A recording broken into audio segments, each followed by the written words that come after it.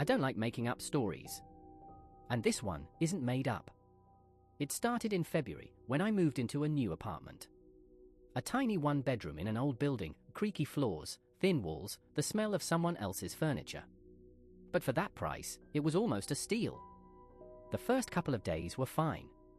I unpacked boxes, went to work, barely noticed the neighbors. And then, on the first night of the weekend, I woke up to a sound. At first, I thought it was a TV. But no, it was quiet sobbing. A woman's voice. I sat up in bed and listened. The sound was coming from the wall, the one that bordered the neighboring apartment. At first, quiet words, as if someone was trying to calm someone down, then a muffled thud. And again, crying. Something cold settled in my chest. I almost knocked on the wall, but froze. What if it was a domestic argument? Not my business. But in the morning, I met my neighbor. Tall man, maybe 40, dark eyes, a completely blank face. "Good morning," he said. "Morning," I replied, trying not to let him see I recognized his voice. He smiled. But it was the wrong kind of smile. That evening I heard it again, clearer this time. Crying, and a scraping sound, like something heavy being dragged across the floor. I decided to record it on my phone. When I played it back, my skin crawled. You could hear the words, "Please, don't, let me go." I sat in the dark, staring at the wall, realizing either I step in, or one day I'll read in the news that a body was found next door. The next evening I came home early, hoping to catch him leaving. I thought I might sneak a glance inside his place. The building was quiet. The stairwell smelled of damp. I pressed my ear to his door. Silence. But then I noticed a gap at the bottom. A faint light seeped through, and a shadow. Someone was standing right behind the door. I jumped back, heart plunging. For a second, silence. Then, soft footsteps, moving deeper inside. Back in my kitchen, I sat with my phone in hand. My fingers started dialing 911 on their own. But I erased it. What would I report? That my neighbor stood behind his own door? That night, the sounds returned. Crying. Creaking. But now, something new, the clinking of a chain dragging along the floor. I barely slept. In the morning, heading out, I saw him again, this time, up close. He stood in his doorway, holding a large black bag. "Something happen?" I asked, keeping my voice steady. "Just trash," he tilted his head slightly. "Rough night?" There was something too knowing in his tone. He left, but the thought of that bag wouldn't leave me. It was far too heavy for trash. That evening, I decided to set up a voice recorder against the wall while I was out. When I played it back, my stomach tightened. At the 15-minute mark, a woman's voice said clearly, "If you kill me, you'll regret it."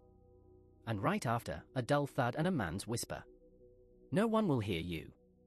I knew it was insane. But sitting and doing nothing was worse. That night I saw him leave. I slipped into the hall, picked his old-style lock in less than a minute. Inside smelled of metal and something rotten. No lights, just a faint glow from the street through the window. The apartment was empty, but the feeling, like I was being watched, was overwhelming. In the living room corner stood a strange cabinet, locked with a padlock. Nearby are a coil of rope and duct tape.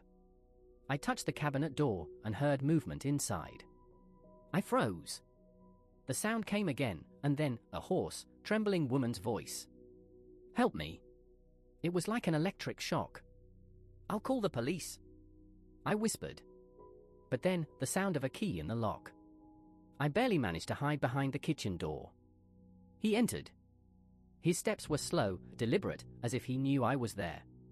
He went to the cabinet, unlocked it, and cracked it open. I could only see his silhouette, but I heard him say, "Say that again, and I'll cut out your tongue."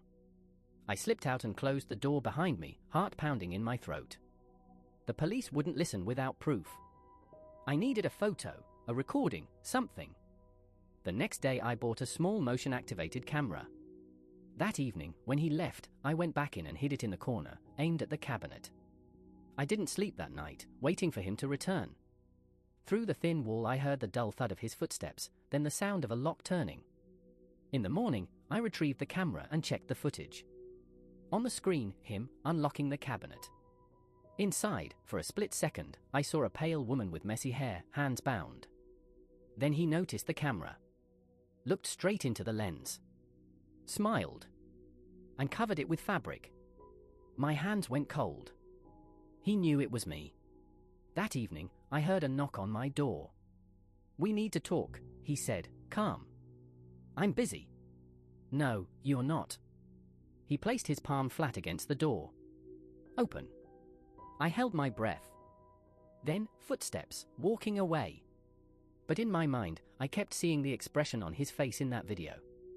I decided, tomorrow morning, I go to the police. I woke up early, ready to leave. But first, I wanted to check if he was home.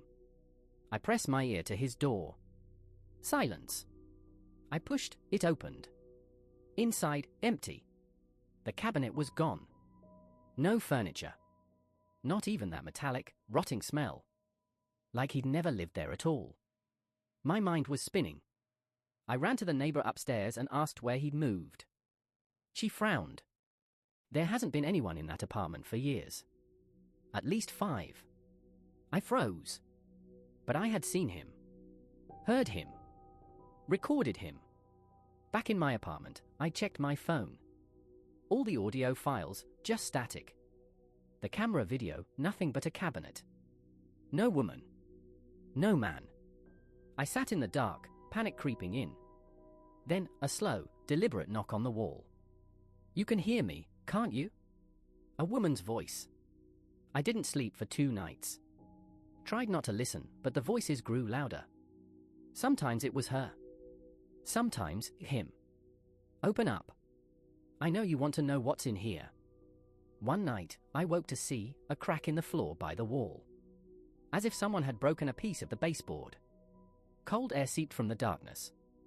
And with it, faint, ragged breathing. I backed away, but the crack widened. "You came into my place, now it's your turn to let me in," he whispered. I grabbed my bag, ran out, and never came back.